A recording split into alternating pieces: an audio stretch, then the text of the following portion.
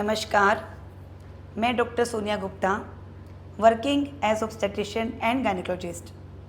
आजकल सभी गर्भवती महिलाओं का एक ही सवाल है कि क्या मैडम मेरी डिलीवरी नॉर्मल हो जाएगी। घर वालों को भी इसी बात की एंजाइटी रहती है कि क्या ये डिलीवरी नॉर्मल हो जाएगी। कमेंट बॉक्स में व्यूअर भी यही पूछते हैं कि मैम प्लीज़ कुछ ऐसे टिप्स बताएं जिससे डिलीवरी नॉर्मल हो जाए। तो प्लीज़ फ्रेंड्स, आप वीडियो में एंड तक बने रहें, क्योंकि मैं आपको कुछ ऐसे टिप्स बताऊंगी जो यदि आप प्रेगनेंसी में और लेबर के टाइम फॉलो करोगे तो डेफिनेटली नॉर्मल डिलीवरी के चांसेस बढ़ जाएंगे। सबसे पहला इंपॉर्टेंट पॉइंट होता है वेट गेन। आप प्रेगनेंसी के टाइम एक हेल्दी वेट गेन करें। जैसे हम ये मानते हैं कि नॉर्मली प्रेगनेंसी में 11 से 17 केजी 17 किलो तक का वजन यदि आप गेन करते हो तो ये नॉर्मल वेट गेन होता है। आप बहुत ज़्यादा एक्सेसिव वेट गेन ना करें, क्योंकि यदि आप बहुत ज़्यादा वेट गेन करोगे तो वेट गेन के साथ साथ कॉम्प्लिकेशंस भी अटैच होते जाएंगे। तो फिर आपकी जो नॉर्मल अच्छी खासी प्रेगनेंसी चल रही है वो एक हाई रिस्क प्रेगनेंसी में कन्वर्ट होने लगेगी। आपको बीपी, शुगर ये सब बढ़ना भी शुरू हो जाएगा, तो नॉर्मल डिलीवरी के चांसेस कम हो जाएंगे।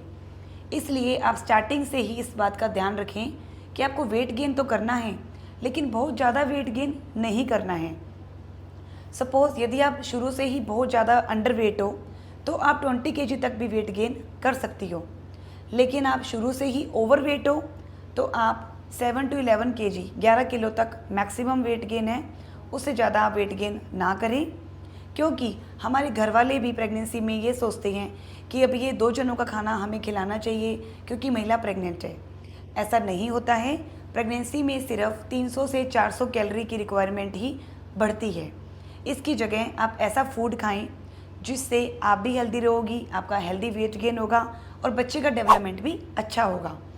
इसमें आप हरी पत्तेदार सब्जियां ऐड करें, फल फ्रूट्स ज़्यादा खाएं, पानी अच्छे से पिएं, अपनी डाइट में थोड़ा प्रोटीन ऐड करें, जैसे कि पनीर है, सोया है, टोफू है, स्प्राउट्स हैं, दालें हैं। ये सब आप डाइट में चेंज करोगी। आप बेकरी फूड, ज़्यादा मीठा, जो प्रोसेस्ड और डिब्बे में बंद चीज़ें आती हैं उनको आप अवॉइड करें। ऐसा करने से आपका बहुत ज़्यादा वेट गेन नहीं होगा। दूसरा है एक्टिविटी। कुछ लोग ये मानते हैं कि मैं प्रेग्नेंट हो गई हूँ तो मुझे रेस्ट करना चाहिए। नहीं, प्रेगनेंसी कोई भी पैथोलॉजिकल कंडीशन नहीं है, कोई एक बीमारी नहीं है। आपको थ्रू आउट प्रेगनेंसी में एक्टिव रहना है अनटिल अनलेस आपको कोई कॉम्प्लिकेशन हो जाता है, जैसे कि हम बोलते हैं कि प्लेसेंटा प्रीविया है, आमलनाल नीचे है। ऐसी कंडीशन में हम आपको रेस्ट करने के लिए फिर भी बोल सकते हैं। अदरवाइज़ आप स्टार्टिंग से ही अपने आप को एक्टिव रखो। शुरू से ही जैसे ही आप प्रेग्नेंट हो जाते हो आप वॉकिंग कंटिन्यू करो, या उस नॉर्मल लाइफ में भी आपको वॉकिंग करनी चाहिए, लेकिन वॉकिंग का स्टेमिना बढ़ाओ। जैसे आपने 15 मिनट से वॉकिंग शुरू करी, 20 मिनट, 30 मिनट, ऐसे करते करते आप डेली 40 मिनट तक की वॉक पे चले जाइए। डेली 9 मंथ तक, डिलीवरी तक आप डेली 40 मिनट्स की वॉक कीजिए।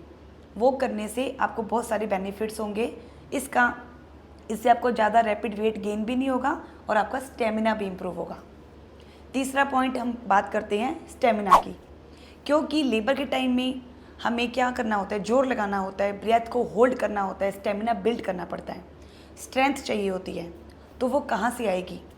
तो ये भी हमारा जो 9 महीने का टाइम है ना, ये मान के चलो लास्ट में हमें एक जंग जीतनी है और उस जंग की तैयारी है। तो इस जंग की तैयारी आपकी लास्ट में 9 मंथ में जाकर नहीं होगी, वो स्टार्टिंग से ही होगी। इसलिए शुरू से ही जो हम आपको कैल्शियम, आयरन की गोलियाँ देते हैं वो आप अच्छे से खाएँ। आयरन की गोलियां अच्छे से खाने से आपका हीमोग्लोबिन डाउन नहीं होगा, आपको एनीमिया नहीं होगा, आपका स्टेमिना अच्छा रहेगा, आपकी स्ट्रेंथ अच्छी रहेगी। इसके साथ साथ आप डीप ब्रीदिंग एक्सरसाइजेस कीजिए। अब डीप ब्रीदिंग एक्सरसाइजेस भी ये नहीं है कि आप 9 मंथ में जाकर कर रहे हो, नहीं, आप स्टार्टिंग से ही डीप ब्रीदिंग एक्सरसाइजेस करिए, जिसमें आता है जैसे कि प्राणायाम। ऐसा करने से जैसे आप डीप ब्रीथ इन लोगे, डीप ब्रीथ आउट लोगे, आपकी चेस्ट की, लंग की कैपेसिटी भी इम्प्रूव होगी, ब्रेथ को जो होल्ड करने की कैपेसिटी है वो भी इम्प्रूव होगी। और इसके अलावा जैसे आपको लेबर के पेन शुरू हो जाते हैं तो आप बिल्कुल हल्के हल्के पेन शुरू हुए, ऐसी कंडीशन में आप हॉस्पिटल में जाके एडमिट ना हो। क्योंकि सपोज़ आपको बिल्कुल ही हल्के पेन शुरू हुए, बच्चेदानी का मुंह सिर्फ एक उंगली ही खुला है, तो आपका लेबर का टाइम लगेगा कम से कम 12 से 18 घंटे, या उससे टाइम भी ज़्यादा लग सकता है। ऐसे में पेशेंट का पेशेंस उसका जो धैर्य है वो ख़त्म होने लग जाता है। पेशेंट के साथ साथ डॉक्टर का धैर्य भी ख़त्म होने लग जाता है। डॉक्टर साहब की दवाइयों की डोज बढ़ाते हैं, दवाइयाँ और ज़्यादा भी लगाते हैं। तो ऐसा करने से भी आपकी फिर नॉर्मल डिलीवरी के चांसेस कम होने शुरू हो जाते हैं। तो इसकी बजाय थोड़ा सा पेन जब आपको ज़्यादा बढ़े तब आप हॉस्पिटल को अप्रोच करें।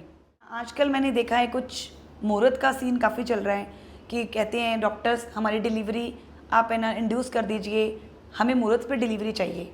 तो देखो आप ये मुहूर्त वाली डिलीवरी प्लीज़ अवॉइड करें, क्योंकि मुहूर्त पे डिलीवरी करवाने के लिए हमें लेबर पेन इंड्यूस करने पड़ते हैं, ज़बरदस्ती लाने पड़ते हैं। ऐसी कंडीशंस में हमें मेडिसिन्स लगानी पड़ती है और फिर उसमें आपके 50-50 चांसेस हो जाते हैं डिलीवरी और सिजेरियन के। इसकी बजाय आपको जब नेचुरल पेन आएंगे और वो पेन अपने आप प्रोग्रेस होंगे तो वो ज़्यादा अच्छा है। इसलिए मुहूर्त की डिलीवरी के चक्करों में ना पड़कर आप अपने आप दर्दों को आने दें, लेबर पेन्स को इंड्यूस ना करवाएं। फिर कुछ जो महिलाएं हैं, कुछ लड़कियां हैं, वो लेबर पेन के डर के मारे उनको लगता है कि मुझे बहुत डर लग रहा है, इस चक्कर में भी वो सिजेरियन करवा लेती हैं। तो आपने ऐसा नहीं करना है। आपने जो लेबर का डर है उसको निकालना है। शुरू से जब यदि आप अपना स्टेमिना बिल्ड करेंगी, जैसे मैंने बताया डाइट फॉलो करेंगी, ब्रीदिंग एक्सरसाइजेस करेंगी, तो और नॉर्मल रूटीन की जो एक्सरसाइजेस होती हैं वो भी आपको करनी है। उनको हम एंटीनेटल एक्सरसाइजेस बोलते हैं और ये एंटीनेटल एक्सरसाइजेस आप किसी एक्सपर्ट ट्रेनर के साथ ही रहकर कीजिए, क्योंकि ये एक्सरसाइज हर महीने के साथ साथ चेंज होती हैं और जो इसके अंदर एक्सपर्टीज़ होती हैं वो आपको ज़्यादा बेटर तरीके से एक्सरसाइजेस करवाएंगे, आपको इंजरी भी नहीं होने देंगे और आपको प्रीटर्म लेबर मिस कैरेज जैसी संभावनाएं भी नहीं रहेगी। तो आप इनके सुपरविजन में एक्सरसाइजेस कीजिए। यदि आप स्टार्टिंग से ही एक्सरसाइजेस कर रही होंगी, अपना ध्यान रखोगी, तो आपको लेबर पेन से डर नहीं लगेगा। फिर पॉइंट आता है स्ट्रेस मैनेजमेंट। देखो स्ट्रेस एक ऐसा फैक्टर है जो किसी भी फील्ड में यदि हम रख लेते हैं ना तो हमारा बनता हुआ काम भी बिगड़ जाता है। तो आपने बिल्कुल भी स्ट्रेस नहीं लेना है, बिल्कुल भी टेंशन नहीं लेना है। लेबर के प्रोसेस को समझना है। सिर्फ पॉजिटिव जो स्टोरीज़ होती हैं, जो पॉजिटिव सोशल मीडिया पे कंटेंट होते हैं, आप उन्हीं को ही देखो, लोगों की बातों में मत आओ। कुछ लोग बोलते हैं कि यार उसकी नॉर्मल डिलीवरी के लिए गई थी लेकिन लास्ट में जाके बच्चा फंस गया, अल्टीमेटली सिजेरियन नहीं कराना पड़ गया। नहीं, आप पॉजिटिव स्टोरीज़ पे ध्यान दो, डीप ब्रीदिंग एक्सरसाइजेस करो, थोड़ा थोड़ा योगा करो।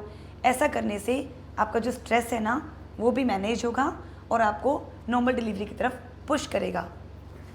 तो फ्रेंड्स, ये कुछ पॉइंट्स थे, ये कुछ टिप्स थी जो आपको हेल्प करेगी कि आप नॉर्मल डिलीवरी की तरफ जाएं, नॉर्मल डिलीवरी आपकी हो, सिजेरियन से बचें, क्योंकि ऑलरेडी ही सिजेरियन के रेट्स दिनों दिन बढ़ते जा रहे हैं। तो हम भी यही चाहते हैं कि डिलीवरी नॉर्मल हो। धन्यवाद।